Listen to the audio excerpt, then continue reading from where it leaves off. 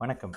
நமக்கு ஏன்கனி ஞானத்தையும், வேத ஜோதிட ஞானத்தையும், ஆன்மீக ஞானத்தை வழங்கிய அனைத்து குருமார்களுக்கும் நன்றி என்ற அதே வேளையில் இது ஒரு ஜோதிட விளக்க வீடியோ விருப்பம் உள்ளவர்கள் தொடர்ந்து பார்க்கலாம். ஒரு கேள்வி. Bro, need your advice. I am Kanya lagnam. My 7th house got Venus and Budhan combination. Can I can I said Budhan is sthanabalam, digbalam? Correct me if I wrong. Thanks. Okay. Actually என்னன்னா பிரதர், கன்னியா லக்னம். கன்னியா லக்னத்துக்கு 7ஆம் இடத்துல புதன் நீச்சம். சுக்கிரனோட சேர்ந்திருக்கும் போது நீச்ச பங்கம். எப்பொழுதுமே பிரதர் நீச்ச பங்கமாக இருக்கிறாரு அப்படின்ற பொழுது அவர் கடுமையான சுபநிலை. உச்ச சுக்கிரனோட சேர்ந்து 7ஆம் இடம் பலமாக இருக்கு அப்படின்னு வந்துரும். லக்னாதிபதி நீச்ச பங்க ராஜயோக அமைப்புகள்ல இருக்காரு. சரி, இந்த இடத்துல உங்களுடைய லக்னத்துக்கு எந்த பாபரும் இல்லாத, எந்த பாபர் தொடர்புல ராகு இருக்கக்கூடாது, சனி தொடர்பு கொள்ளக்கூடாது, செவ்வாய் தொடர்பு கொள்ள முடியாத நிலையில நீங்களே கடுமையான புத்திசாலியா இருப்பீங்க. படிப்பு சார்ந்த துறைகள்ல நிறைய படிக்கணும்னு ஆர்வம் உள்ளவரா இருப்பீங்க. தசாபுத்தி ஒத்துழைக்கிற பட்சத்துல உங்களுக்கு இந்த மாஸ்டர் பிஹெச்டி மாதிரி ஹையர் ஸ்டடீஸ் பண்ணி அதை கம்ப்ளீட் பண்ணி அது மூலியமான விஷயங்கள் வர்றது கடுமையான நல்ல பலன்களை இந்த அமைப்புகள்ல இருக்கும்.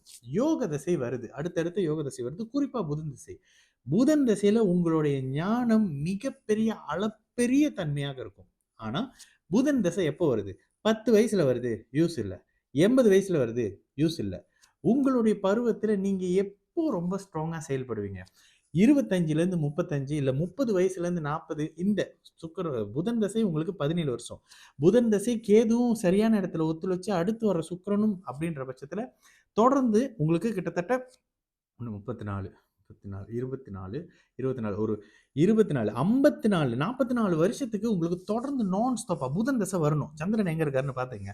அப்ப புதன் தசையில இருந்து தொடர்ந்து அமைப்புகள்ல வருதுன்னா உங்களோட வாழ்க்கையே மிகப்பெரிய யோக அமைப்பு. இது உங்களுடைய ஜாதகமாக இருந்தா பாருங்க, உங்களுக்கு இயல்பாகவே சில லக்ஸரியான தன்மைகள் இருக்கும். ஏன்னா லக்னாதிபதியை உச்ச சுக்கிரன் தொடர்பு கொள்கிறார். லக்னாதிபதி தானே நீச்ச பங்க ராஜயோக அமைப்புகள்ல இருக்காரு. மிகப்பெரிய புத்திசாலித்தனத்தை கொண்டவராக இருப்பீங்க.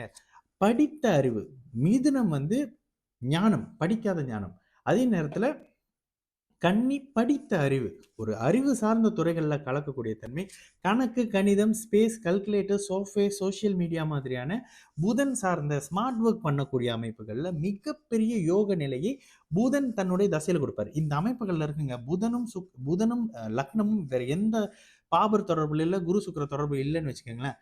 இந்த அமைப்புகள் இருக்கும்போது மிகப்பெரிய யோக பலனாக இருக்கும். அதே நேரத்துல ஒளியை நோக்கி போகிற இல்ல வெளியிலிருந்து விலகி இருக்கிற சிம்மத்திலேயோ துலாத்திலேயோ, சிம்ம ராசியாவோ துலாம் ராசியாவோ இருக்கீங்க.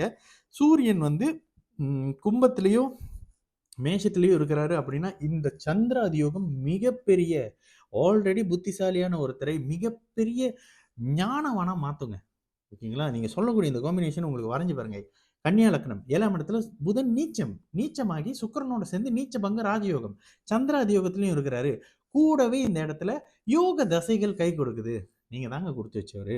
வாழ்க்கையில தேவையான சகலத்தையும் நேர்மையான அமைப்புல பெண்களின் மத்தியில நல்ல பேர் உள்ளவராக, காமம், பெண்கள் சம்பந்தப்படுற விஷயங்கள்ல, லக்ஸரி மாதிரியான அமைப்புகள்ல, லெதர்ஸ் மாதிரியான அமைப்புகள்ல, புத்திசாலித்தனத்தை மிக அதிகமாக பயன்படுத்தக்கூடிய துறைகள்ல, ஞானத்தை வெளிப்படுத்தக்கூடிய துறையில நீங்க தாங்க வல்லவரா இருப்பீங்க. உங்களுடைய ஜாதகத்தை செக் பண்ணி பாருங்க. சரிங்களா? 7ஆம் இடத்துல சுக்கிரன் ஸ்தான பலத்தை இழந்திருக்காரு. ஆனா அந்த இடத்துல நீச்சமாக இல்ல, நீச்ச பங்க ராஜயோகம். திக்பலம் அங்க தேவையில்லை. அங்க அவர் நிஷ்பலமாக இருந்தாலும் அதனை கடந்த மிகப்பெரிய யோக பலன் அங்க அவருக்கு இருக்கு. இது மிகப்பெரிய ஸ்தான பலம். திக்பலத்தை விடையாங்க? ஆமாங்க. திக்பலத்தை விட நீச்சபங்க ராஜயோகம் என்பது கடுமையான யோக பலனை கொடுக்கக்கூடிய மிகப்பெரிய சுபத்தன்மை பிரதர். சரிங்களா? நல்லது நடக்கும். எல்லோரும் நல்லா இருப்போம்.